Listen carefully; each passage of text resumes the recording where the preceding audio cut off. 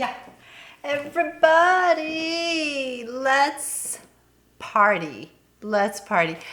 It's Margaret Wasik from Boboleros, and happy fall. Today is the first day of fall, and guys, I couldn't be happier about that. I'm sure you feel the same way. As knitters, fall is sweater weather, as they say here in the Northeast, and I'm all about that. I'm going to change my light because I think it's really blowing out here. I am by the window. Hold on. Give me a sec. Okay, I hope that's better. It's Margaret Wasik. I probably said that before, but I just want to welcome you to this podcast. It is a podcast primarily about knitting, but also inspiration from the world of fashion, beauty, fine arts, and other random drippings of the brain pan, which may occur. So welcome, welcome, welcome. It has been a while since I podcast, and I've been going down different rabbit holes, which I will share with you later on.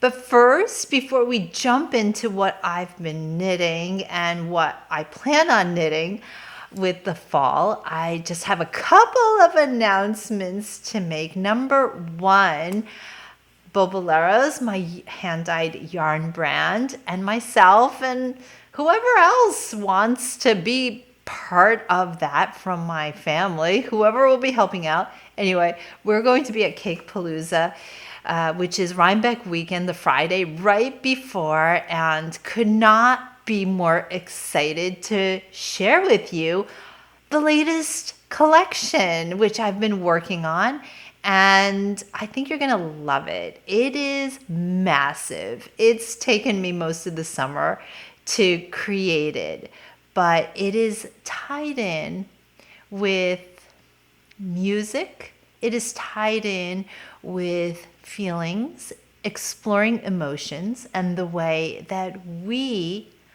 react to color and sound, which are all part of the same world of vibration. So to start that off, I'd like to, since I'm sitting at the piano, I'd like to play a piece of music. It's a piece of music by Frédéric Chopin, one of my favorite composers. He wrote such romantic music for piano. He wrote such poetic music. And in this piece, which is part of his 24 preludes, which is a hint about the collection, I'm saying no more about it. 24 preludes, each of them is in a different key of music.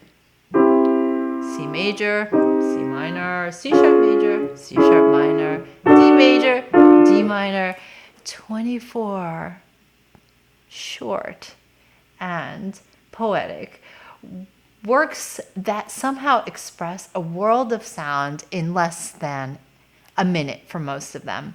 It's a piece of music that is so extraordinary that the composer Robert Schumann called it a work of genius, and some of these things he said it's like almost fragments of something, like finding the feathers of a bird, which I think is such a beautiful way to put it. So this is the first feather in the key of C major.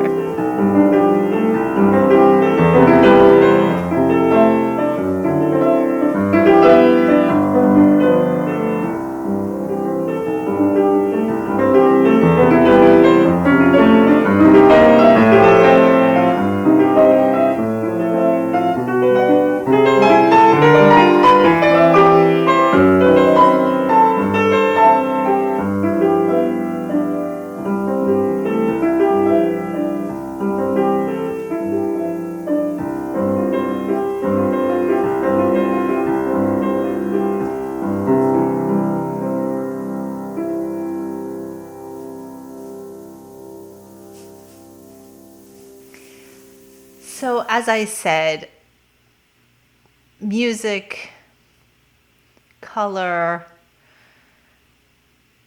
beauty, fragrance, La La Land stuff. This is what this podcast is kind of about. It's consider it, or what I hope it to be, is just a getaway from the cares of the world. I had to tell a friend of mine that I'm refusing to talk about politics because I am existing in La La Land. I just refuse to go there. I don't want to talk about anything except La La Land stuff. So at least that'll be the case for the next 2 months. So let's do some La La Land. I will be giving away a very special prize next weekend, which is when I'll be podcasting and sharing with you the new collection. And I'll be teasing it this week on Instagram because I don't think I could help myself. I set it all up and I was like, oh my gosh, this is just going to be so much fun. There will be options, so many options. I'm not going to tell you how many, but 24. Did I say that? I just said it. Okay, 24 color options for all the color work projects, for all the one color projects, for all the exploring different fiber combination projects. And I have 2 things on my needles that are exemplifying that. So I will share that with you. I am so super excited. Okay, let's get started. What I've been knitting, what I finished. Okay, so caveat. I had to take some time off of knitting because if you might have heard back in, I don't know, March or April, I was doing something really silly, which was I was attempting to knit the Billy cardigan, which I will still attempt to knit. I love that Billy cardigan. It's a Sari Nordland pattern, and my friend Leslie Friend just made the pullover version, and I am just so enamored that I want to make the cardi version. And anyway, I did not read the instructions well enough, and I used a yarn combination which was way too thick for the needle size. And as a result, from all the tugging I was doing, again, this is personal error, not at all the pattern. It's my fault. And I should know better. I should have known better. But rookie mistake again after 25 plus years of knitting.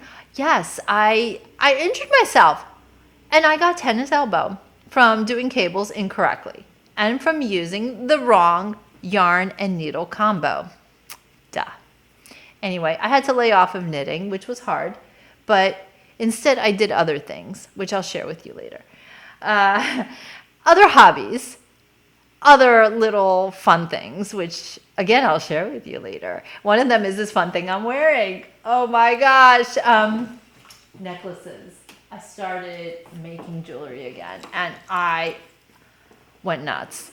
So again, that's for later, but just to explain why I've been not knitting as much as usual. But get back on the bandwagon I did. And if I ever needed a reason to get on the bandwagon, it was presented to me in the gift of Jackie Rose. Thank you, Jackie, for in August presenting Shrug Season. First of all, Jackie's style, eye, and sense of color and design, not to mention her way of like marketing it, it's so appealing. It's just candy. And when I saw that, I said, that will be my comeback project. And so it was. So there's so many different shrug combinations to choose from. I've knit many shrugs since the launch of the original shrug that Jackie created. But this one was a first for me for many reasons. And I needed enthusiasm to come back to knitting because I needed like the edge of having like that project that you just can't wait to start and that energy around something.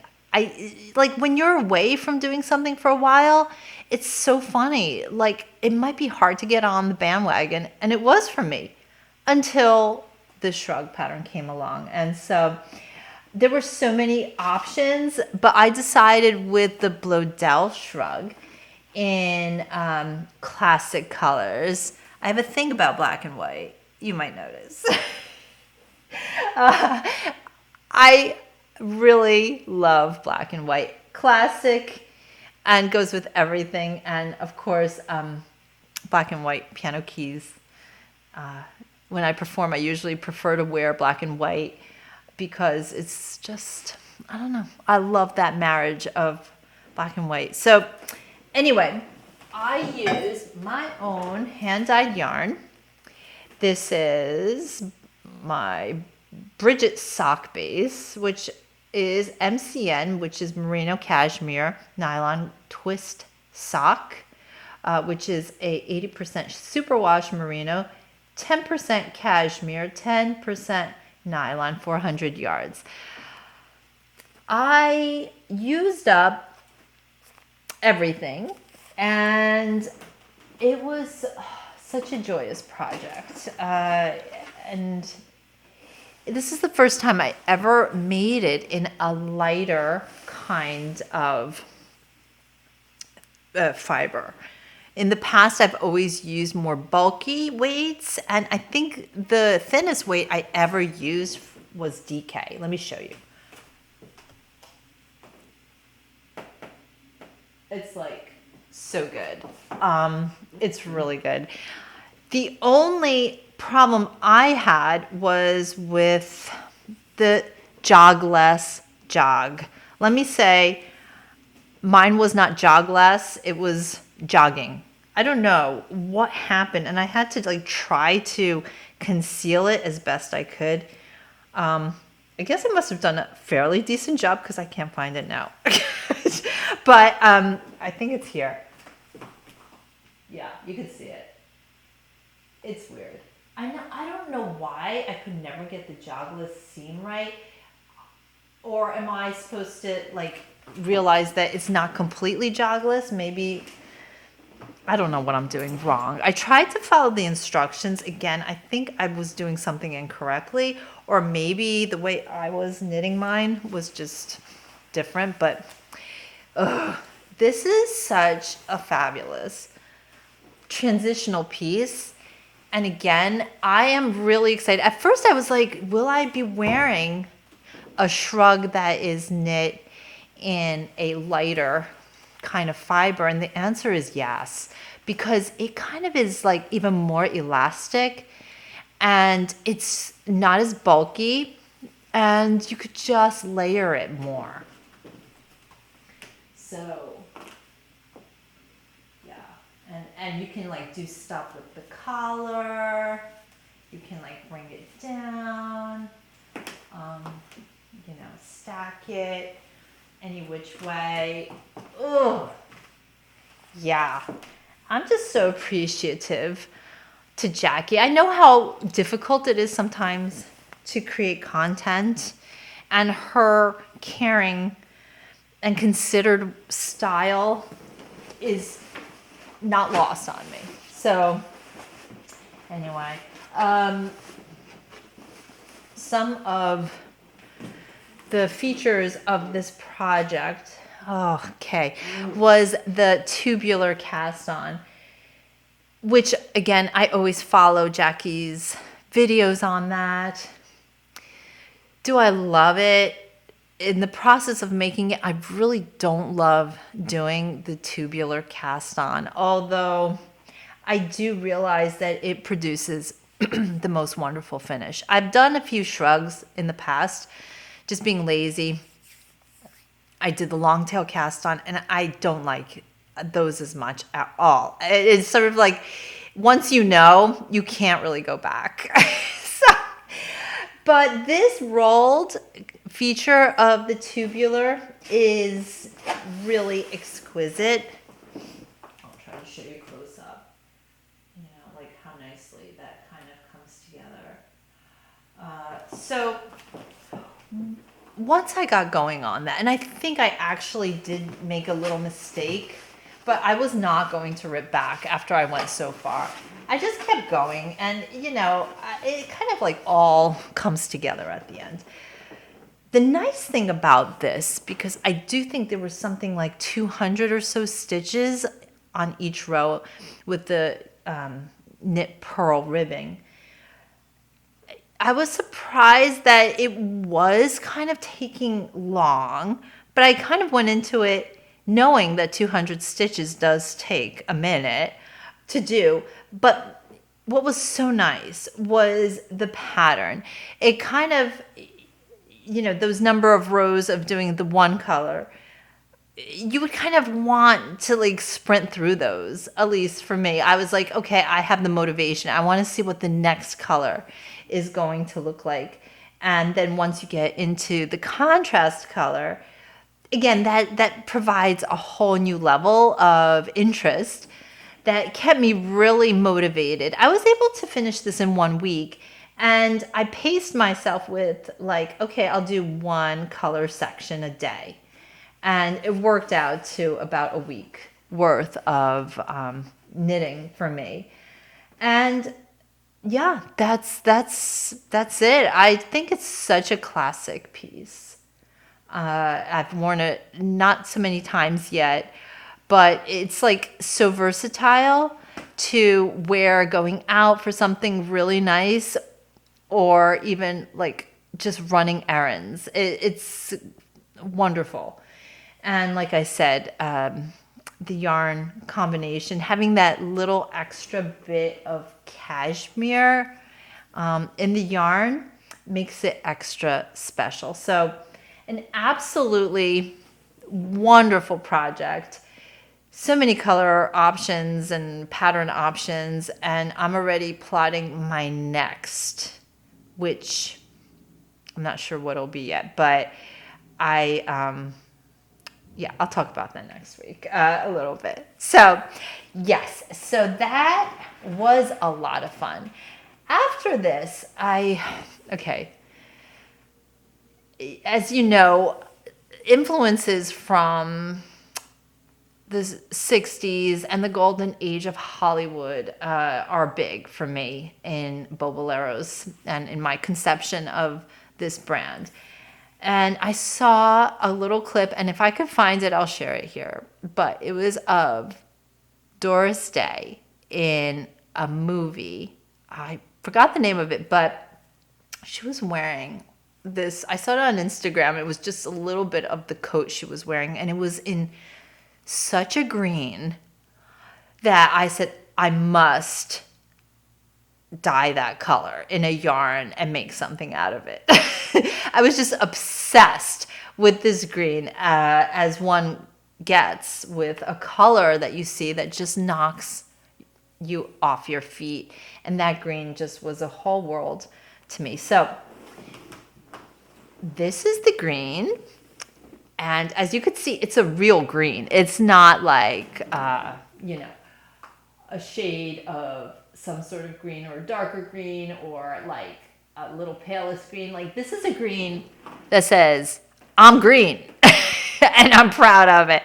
I'm not sure. This was part of like the next collection coming up, launching very soon, possibly even next week. Yes, October 1st.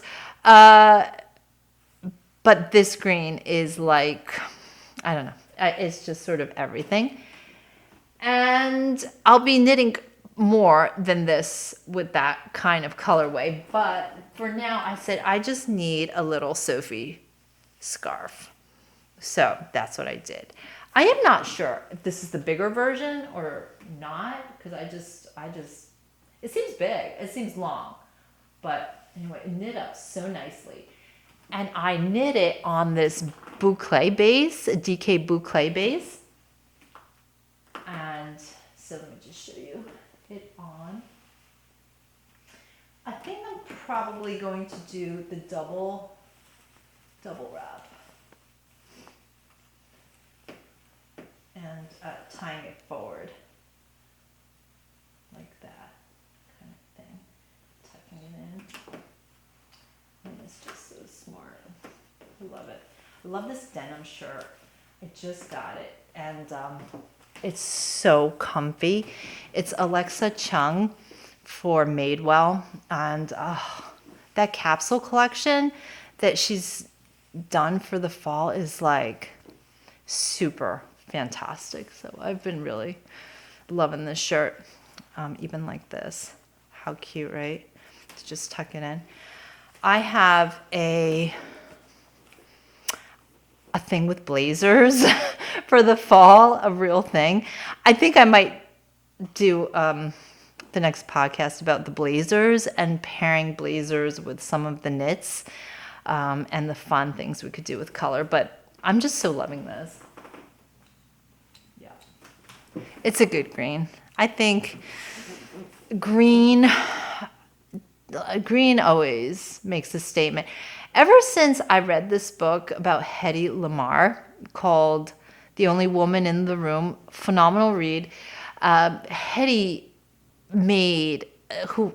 Lamar, one of the greatest actresses from Hollywood in the 1930s, 40s.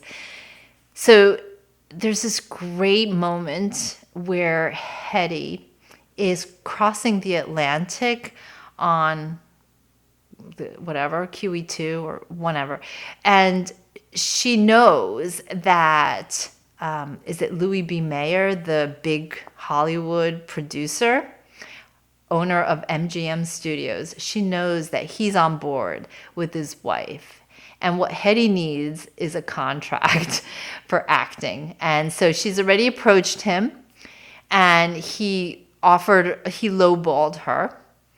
She needed, and I love what she says, even though she was desperate, she needed to flee Europe because World War II was coming. She was Jewish and she needed to get out. But when in London, Louis B. Mayer offered her a contract, which was really lowballing her, she refused it. And he was shocked knowing that she needed desperately to leave Europe, and also knowing that he kind of was holding the cards. So he was shocked when she refused. And he asked her, "What do you mean you're refusing this Hollywood contract?" And Hedy replied, "I know my worth." Oh, go girl, Hedy, yeah. It's such a phenomenal lesson about, confidence. And then later she does have the opportunity to renegotiate the contract with Louis B. Mayer on board. And this is how she does it. Smart Hedy. She invented the internet or something like that. I mean, she invented frequency hopping, which we use when we go on the internet. Hedy, we love you. So this is what she did. Knowing that Louis B. Mayer is having dinner in the big ballroom on board, she gets out. She was able to only carry one gown on board when she fled Europe. And of course, the gown she decided to take with her was emerald green. I mean, yes, stunning brunette, stunning, everything. But green is the color that will make people drop their forks, which is what happened when Hedy arrived to the dining hall. People just dropped their forks. And when Louis B. Mayer saw what happened, what a stir, what a commotion she caused, he gave her the highest contract and said, "You were right, Hedy. You are worth it." Ooh, I just love that. And I've been telling that to my kids. And I say this story all the time to myself too, as a reminder of knowing one's worth. Knowing, I know my worth. And even if the opportunity isn't coming now, I know my worth and I know the right opportunity is going to come. So anyway, this is in homage. This colorway is an homage to I know my worth. Maybe I'll call it that. I know my worth. Okay, so that's it for finished objects. There's more to come. I'm just kind of like, my tempo is not as quick these days, but I hope you'll appreciate that. But let me show you a couple of works in progress. All right, this one okay, I have to take this off for a second because I want to show you the next thing. All right, I was not expecting this. Do you ever have this happen to you where you have that closet of UFOs, unfinished objects, and you're looking for something? Like I was looking for, I think like another cable needle or something. And I open up this closet of UFOs and I was like, I wonder what's in this bag. It's a cute bag. So I see this bag and I'm like, oh, this is a cute bag. I should like use it for something. Like, isn't that cute? A little basket. Well, it turns out I had a UFO in there that I started 2 years ago when I just started dyeing. And anyway, I looked at it and I was like, oh my gosh, this is fabulous. Why have I not finished this? And I've been jonesing for a cardigan for a long time. And there's a story behind this one, but let me just show you. And I think I'm just going to have to put it on the mannequin. I mean, goodness gracious. I mean, isn't this just something? It is marigold season around here, and this is marigold color. All right, I'm gonna go up closer so I could talk about some of this stuff here. So this is made from the Boboleros Vivian brushed mohair, which is probably my favorite fiber in the whole world. Why? Because it's literally like a cloud. Unlike alpaca, which droops a bit, this does the opposite. It's like wearing, it's like luft, and it like, right, it just like bounces up. It's got a loftiness, which is unbelievable. Cables, which run along the top and the back. Isn't that cute? And it is like a souffle. And when I say it's light as air, yet warm, I'm serious. I'm gonna try it on. One of the things that I was like, oh yeah, mama, about this was this collar, which it's like just the right rolled collar, and this around the neck is enough room. It's not like scrunching the neck. It's a little bit almost like a funnel neck, which I love. Anyway, I cannot wait to wear this. I am so excited about this one. Okay, but here's the story about the pattern. A couple years ago when I went to Bloomingdale's, I was just passing by. I think I was like going to buy mascara. And then I was passing by, I don't know why, probably on my way to the bathroom. I try to avoid going to the second floor of my Bloomingdale's in the Short Hills Mall of New Jersey, because when I do, I always like get sidetracked, and then I get into fiscal irresponsibility. And this is kind of not the case here, but it led me down a rabbit hole. So what happened was I was going to the bathroom and I see a booth of the designer Ganni, Ganni. And Ganni had this fantastic mohair sweater. It was red orange, and it just was so great. Mohair with cables, and I tried it on. And I was like, I just really want this sweater, but I don't want to pay $400 for it. There's like no way.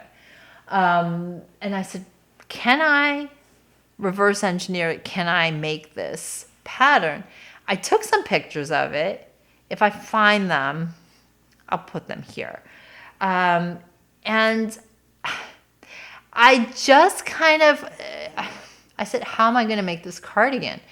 how am I going to dupe this? And I looked on Ravelry. I couldn't find anything like it. So what I did was I got the Petite Knit Novice Cardigan as a baseline to use for this pattern. And then I kind of customized it. I made the neckline. It was just a knit one, purl one, rolled hem.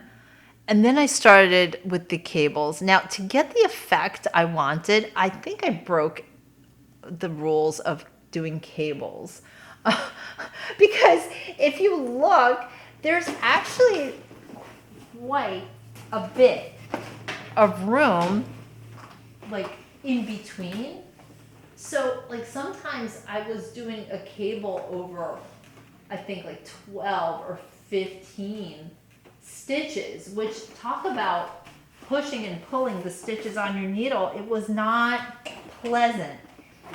But I figured it's enough to establish the cable portion on top and then like just let it be. So that's what I'm doing. I'm not doing any more cables than what has already been established. Unfortunately, I don't remember what I did and I wasn't great at keeping notes, so I don't think I could recreate this pattern. But again, I'm just riffing off of the Petite Knit Novice Cardigan, and I am like adding cables. That's essentially all I'm doing. And I'm holding my Vivian Mohair single for this. And yeah, I'm just in love and reignited by inspiration to finish this, and especially since it's half done essentially already. It's like nothing like a half done cardigan to make you want to be like, hey, I have an almost finished object right in my hands. So anyway, that was a happy discovery. So that is something on my whip work in progress. Okay, a second whip I have came up on my Instagram, and I just was like, that is so fabulous. It's the Totally Tubular, is it vest? Okay. It's so great. I love the feature of the high turtleneck and the way it's rolled back. And the sleeveless thing, I just thought it's so good to go underneath a particular blazer that I just got. I have been looking high and low for like probably over a year for a plaid blazer, and none has come by my path that really was the right one until just recently. So once I got that blazer, I said, you know, I need something fabulous to put underneath it. When I saw the Totally Tubular vest, I said, that is the thing. That is the thing. So anyway, I'll be showing you the blazer the hopefully next episode. But I want to show you the yarn that I am using for it. And again, we're going into the mohair. This is again my Boboleros Vivian mohair, and this is like a shocking pink. And I think sometimes we need shock and awe. Shock and awe. I love these two colors together. I just love these two colors together. Anyway, I can't wait. I'm going to hopefully cast on tonight. I think it's going to be a very quick knit. And yeah, and anchors away, as we say, anchors away. So very, very excited about that. And there's so many other things that I want to knit, but I sort of have to pace myself now because my knitting time has become less and less as I have like increased the number of projects I'm involved in. Like I said, when I had to take my sabbatical from knitting, I turned my attentions to other things. Let me show you one of the things that I've been really loving is making these Colette necklaces. Now, they are made with these great glass crystal beads, and all summer long I've been having so much fun taking trips to New York City and buying the components and putting things together and getting inspiration. And there's so many people that I've been inspired by in this like Colette Necklace journey. One of them is Anna Wintour from Vogue, who is a big lover of these types of necklaces. She's been photographed wearing them so many times, and I love the way she stacks them. Like she'll do different colors and things. And over the summer, I just put out my initial collection, and it essentially sold out within a couple of days. There were some great colors, but I'm making more, especially like with some options for like fall colors and stuff. But they're just so much fun to mix and match, to like throw on over. Like here I have a jeans shirt and I just love it. But also if you have more formal occasion, they're just great. This is like mine. I'm not selling this one right now because I just love emerald. And as you know, I'm crazy about green. And this was the one that like launched my whole exploration, was like seeing the way these crystals. So there are 4 in this particular set, and again, it's just so much fun. There goes one. It's just so much fun to mix and match because all of them have like different shapes. There's like a teardrop shape. There's a round Rivoli shape. There's oval shapes. There is like a rectangular shape. And again, it's just to play. It's just to play around and have fun. And again, like you can change the length. You can, again, like put colors together that are just fun. So yeah. And then you can like always hike up the collar and have something like, you know, elevated for like, you know, a fun dinner, you know, over jeans, and it goes, and over this like whole fall blazer scene, or even like cardigan. I like the idea. I'm going to be playing around with that, like to have a high cardigan and then necklaces over.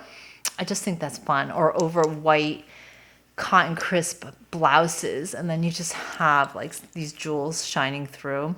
Or even like with something like this, pairing a color which is unexpected, but just that like pops it, you know. And then again, I'm a fan of stacking because it just modernizes the look. Like you see that second one just brought it into another level of being cool.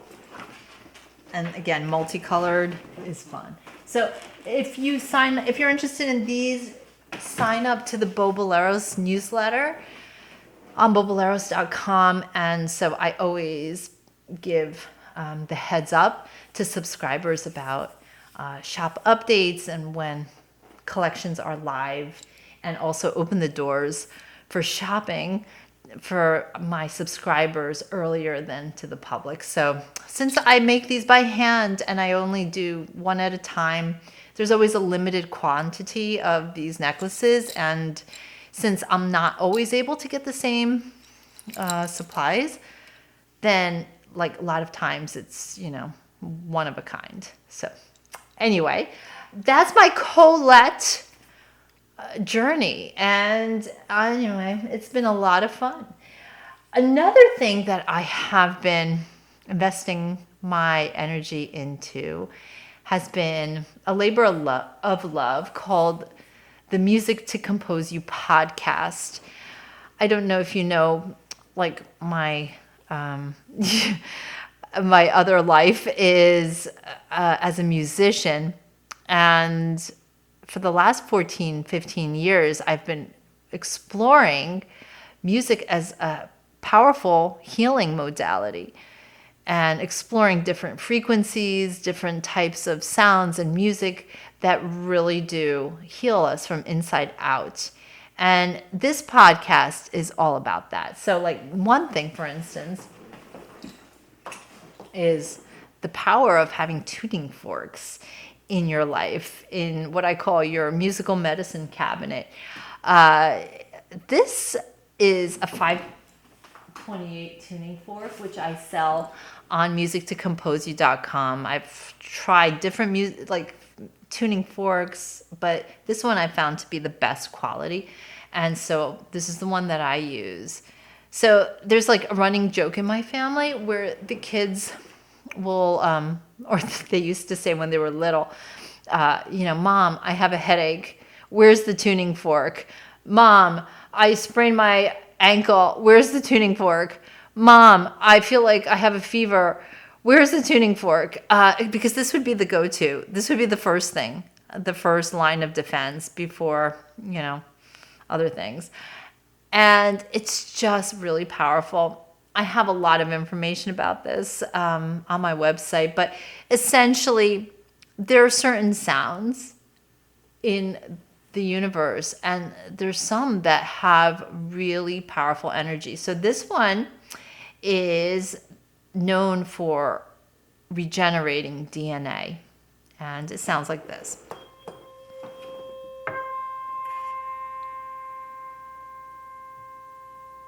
And just listening to it, especially since it's, like in your hands and vibrating and live, is so powerful. And it realigns, it, reduces stress, and it's, wow. Like, I don't travel anywhere without this because, again, it's just an essential. And when I started to realize the power in this, I actually retuned my piano, which is uncommon to have this sound in an instrument. So I had my C tuned to 528. Again, this is not common.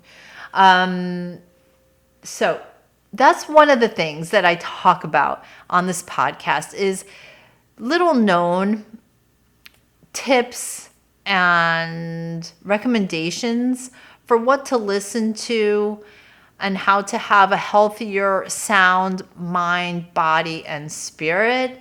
And sound is a big part of that. And it's ancient wisdom that is so powerful and also, I think, so in need in this world right now because the healthcare system is so overtaxed, and this is a form of self-care and to keep ourselves healthy inside out. So anyway, so that's one of the things that has been keeping me really busy, has been the podcast and sharing this information and tools. So I just finished recording another podcast, which has a lot to do with more information about this particular tuning fork and other things. So that has been taking my time. And also, yes, I got into the world. I don't know how this happened in the summertime, late summer. I was a little late to the game, to be honest. My husband hands me this article in the newspaper. I think it was in the Wall Street Journal, and it had to do with this a guy who was making, I think the name of his business is called According to Daniel, Jam According to Daniel. And so he discovered this French kind of old world style of making jam, homemade jam. Oh my gosh. And there was a recipe included. And there were some peaches to be had at our local farm stand. And so I said, why not? Why not make jam? Like, why not? And little did I know that would lead me down this whole complete rabbit hole. I almost ruined my pan twice because I ended up making jam like at least 5 times, which is a process because you have to cut the fruit and let it stay overnight in the refrigerator. It's kind of like a pre-cooking process. And so it's kind of layered. And anyway, I wasn't aware of how quickly a pan could burn and how hard it is to clean a pan that has been completely burned.